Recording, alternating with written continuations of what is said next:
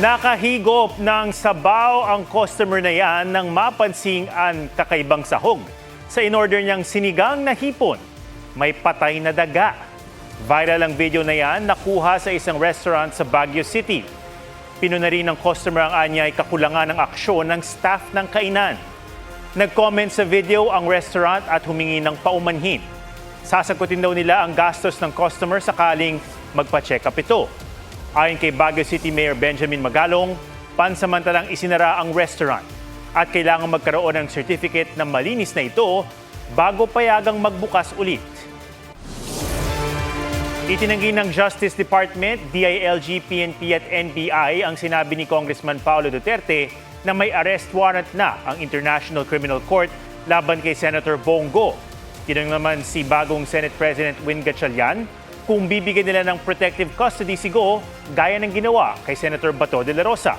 May report si Ian Cruz. Hindi na lang daw si Senador Bato de la Rosa ang ipinaaresto ngayon ng International Criminal Court o ICC.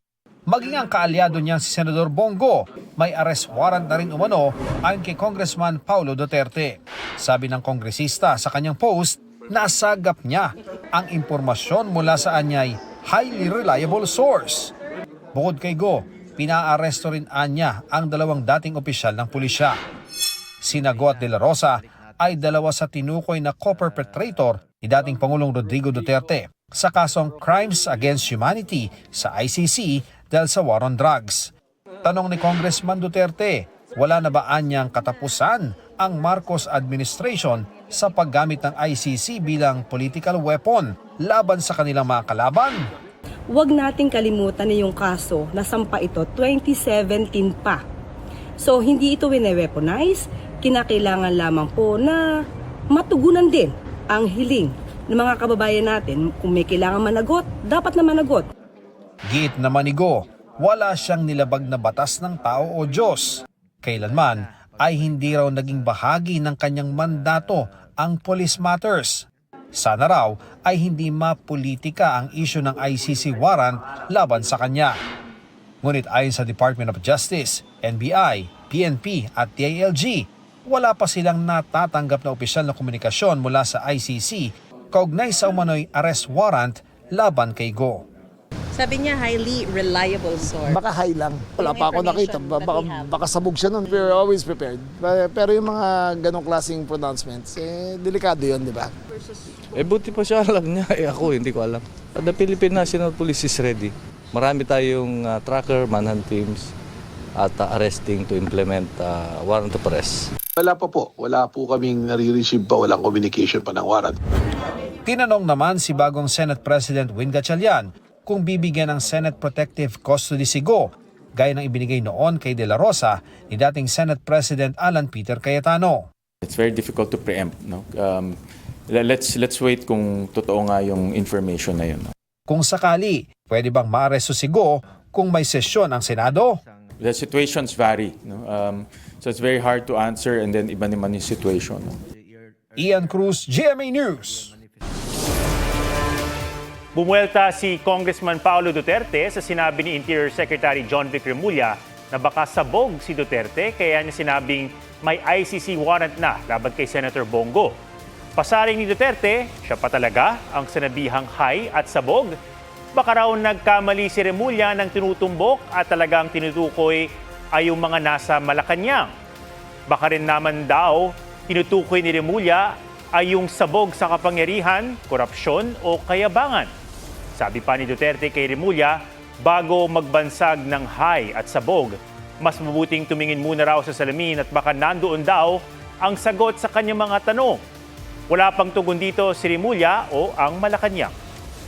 May bagong features na ipatutupad ang kumpanyang Meta para protektahan ang mga teenager na gumagamit ng Facebook, Messenger at Instagram. Kabilang dyan ang pangontra sa bullying at mga di angkop na content at time limit. May report si Dano Tingkungko. Kung istriktong susundin ng polisiya ng Meta, 13 years old dapat para makapag-open ng account sa Facebook, Instagram at Messenger. Pero maaari ang ma-adjust gaya ng ginawa sa South Korea, Quebec sa Canada, Spain at Florida sa Amerika na 14 years old ang minimum age para makagamit ng social media. 16 years old naman sa Australia. Dito sa Pilipinas, ipatutupad ng Meta ang teen account settings para sa 13 hanggang 17-year-old users. Sa ilalim nito, magiging private by default ang account ng teenagers. Ibig sabihin, hindi na makikita ng hindi nila friend ang content o feed ng user. Kailangan din munang i-approve ng user ang bagong followers. Hindi rin pwedeng i-message ang user ng kahit sinong hindi konektado na sa kanila. Stricto rin ang pagpapatupad ng filters ng user mula comments hanggang direct messages o DMs. Ilalagay rin sa pinaka-istriktong setting ang anti-bullying feature ng Meta na hidden words. May time limit din sa paggamit. Pagkatapos ng 1 oras, otomatikong makakatanggap ng notification ng user para isara na ang app. May sleep mode din na naka-on by default mula alas 10 ng gabi hanggang alas 7 ng umaga. Sa mga oras na ito, muted na ang lahat ng notification. Naka-auto-reply naman ng mga DM. Teens 13 to 15, we know, need a little bit more support. They might need a little bit more explanation. So they cannot change any of these settings alone. Paano naman kaya kung may magtangkang dayain ng kanilang edad? Aminado ang Meta, wala silang 100% paraan para pigilan ito. If we suspect that they're lying, or if they try to change their birthday, they will be sent through this menu of options, and they will either do a selfie. Sabi ng Meta, gagamit din sila ng artificial intelligence na kayang i-detect ang mga underage account. Susuriin daw ng AI ang profile ng isang account at maghahanap ng contextual cues gaya ng birthday celebration o pagbanggit ng school grade para malaman kung ang account ay sa isang underage. Ano naman kaya ang say ng mga teenagers at mga magulang? Di po, parang controlling na po siya. Kung wala namang problema kung para sa mga bata naman Paglilinaw ng Meta, katulong lang ang hakbang na ito at hindi dapat kapalit ng tinatawag na smart parenting. We have to teach the parents also how to use the platforms, the applications, how to be responsible digital citizens so that they can properly advise and supervise their children. Dano Tingkungko, GMA News. Nabagsakan ng kinukumpuni niyang sasakyan ng isang mekaniko sa Cagayan de Oro City. Patay na siya nang dinatnan sa gilid ng kalsada ng kanyang mga kaanak. Lumalabas sa investigasyon ang pulisya na nasa ilalim ng sasakyan ng lalaki nang bumigay ang scissor jack na pinangangat niya sa sasakyan. Nagtamo ng malaking sugat sa ulo ang mekaniko. Kinukunan pa ng pahayag ang may-ari ng sasakyan. Isinugod sa ospital ang halos 70 ROTC cadet sa Iloilo matapos kumain ng inihaing pork adobo sa kanilang training. May report si Zen Kilantang ng GMA Regional TV.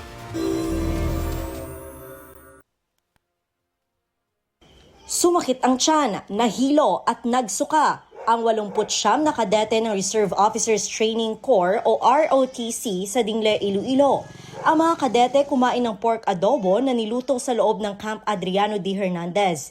Alas 7 ng gabi, naghapunan ng mahigit 400 trainee. 80 ang agad sumama ang pakiramdam. Nung nakita nung may nagreklamo, so immediately ang ginawa ng officer ko, yung naka-duty doon is pinatigil na yung pagkain. So hindi nakakain yung second batch. Dinala sa ospital ang mga kadete. Ayon sa Iloilo Provincial Health Office, nakitaan sila ng sintomas ng foodborne disease. Hopefully, makakolekta kita sang specimen samples sang bilin nga pagkaon kag tubig ilimnon para makahatag impormasyon sa aton kung ano ang posible nga pagkaon o kung ilimnon ang nagtuga sa mga sintomas sa mga pasyente. Inaalam kung posibleng na-contaminate ang mga potahe habang inihahanda. Bagong katay naman daw ang nilutong baboy. Nasa mabuti ng kondisyon at nakalabas na ng ospital ang mga kadete.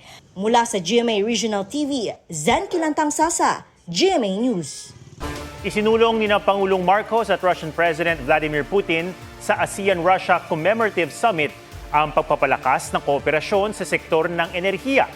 Ayon kay Pangulong Marcos, inadopt ng ASEAN at Russia ang ilang dokumento na magsisilbing gabay sa pagpapalawig ng kooperasyon. Sabi naman ni Putin, patuloy na magsusupply ng energy at pagkain ng Russia sa mga kaalyado nitong bansa sa Asia. Ipinahayag din ni Putin ang kahandaan ng Russia na tumulong sa pagdevelop ng nuclear energy capability ng mga bansa sa ASEAN. As we mark this important milestone, we look forward to working closely with Russia to further strengthen our partnership and to build a more peaceful, resilient, and prosperous future for our regions. Our country facilitates the states of the region in developing their nuclear energy. Rosatom has unique technology of building nuclear power plants. They can train dedicated specialists and transfer experience and knowledge. Binigyang diin ng kinatuwa ng UN Secretary General for Disaster Risk Reduction ang science-based decision-making at maagang pagbabahagi ng impormasyon para maiwasan ng mga sakuna sa gitna ng nagbabagong klima. Para naman nilapit sa publiko ang lagay ng panahon, naglunsad ang Pag-asa ng isang mobile app. May report si Katrina Son. Mula sa matitinding bagyo hanggang sa matagal na tagtuyot, patuloy ang pagharap ng Pilipinas sa mga epekto ng pagbabago ng klima. Kaya naman sa pagbisita sa bansa ng Special Representative of the United Nations Secretary General for Disaster Risk Reduction na si Kamal Kishore, binigyang diin niya ang kahalagahan ng paghahanda ng mga bansa sa mga sakuna. In Asia Pacific, there is a lot of achievement in terms of preparedness for launching immediate response, such as distributing food and blankets and tents, but not enough in terms of readiness to launch long-term recovery programs, building stronger houses, building stronger schools and hospitals, airports. Dagdag pa ni Kishore, isa ang Pilipinas sa mga bansa na madalas makaranas ng mga natural hazard. Kaya mahalagang mapatatag pa ang mga sistema ng paghahanda at pagtugon. Binigyang diin din niya ang kahalagahan ng science-based decision-making at maagang pagbabahagi ng impormasyon sa publiko. Philippines has the potential to be the lighthouse of disaster risk management in the region. There are many things that are happening in the Philippines that are not happening anywhere in the world. The kind of empowerment that is happening in the Philippines at the local level, it's quite remarkable. The kind of engagement of civil society that is happening in Philippines is quite remarkable. Habang patuloy umano ang pag-init ng daigdig, mas mahalaga ang paghahanda ng mga pamahalaan at komunidad at bahagi ng paghahanda ang pagkakaroon ng napapanahong impormasyon sa ating bansa. Inilunsad ng Pag-asa ang bagong mobile application na Panahon para mailapit sa publiko ang mga weather update at mga babala. Pwedeng buksan ang GPS para makatanggap ng real-time weather forecast sa inyong lugar. Mas handy na po siya dahil mas hawak po natin ngayon. Lagi ang ating mga cellphone. So naglunsad po ang Pag-asa ng app, which is yung Panahon app, kung saan po makikita po natin yung mga details na nilalabas po ng Pag-asa. Katrina Son, GMA News. Nilinaw ni Senate President Win Gatchalian na hindi pa kumpirmadong si Senator Cheese Escudero ang tatayong presiding officer sa impeachment trial ni Vice President Sara Duterte. Pinag-uusapan pa raw yan. Nauna nang sinabi ni Senator Ping Lacson na si Escudero ang napipisil ng mayorya. May karanasan daw kasi si Escudero sa impeachment trial at bilang isang abogado. Ayon naman sa legal expert na si Attorney Paulo Tamase, hindi kailangang abogado ang presiding officer. Nagsimula na ngayong araw ang pre-trial conference kung saan isinasagawa ang pagbumarka ng ebidensya at pagtukoy ng mga testigong iaharap ng magkabilang panig. Itutuloy ito sa Lunes. Habang sa July 6, magko-convene ang Senado bilang impeachment court. 2 bangkay ang natagpuan sa loob ng nakaparadang sasakyan sa gasolinahan sa Tarlac, Pangasinan, La Union Expressway o T-Plex.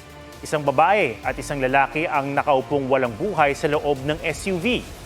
Ayon sa source ng GMA News, bago mag-alas 2 ng madaling araw kahapon, nang pumarada ang SUV pagkatapos mag-drive-thru sa isang coffee shop.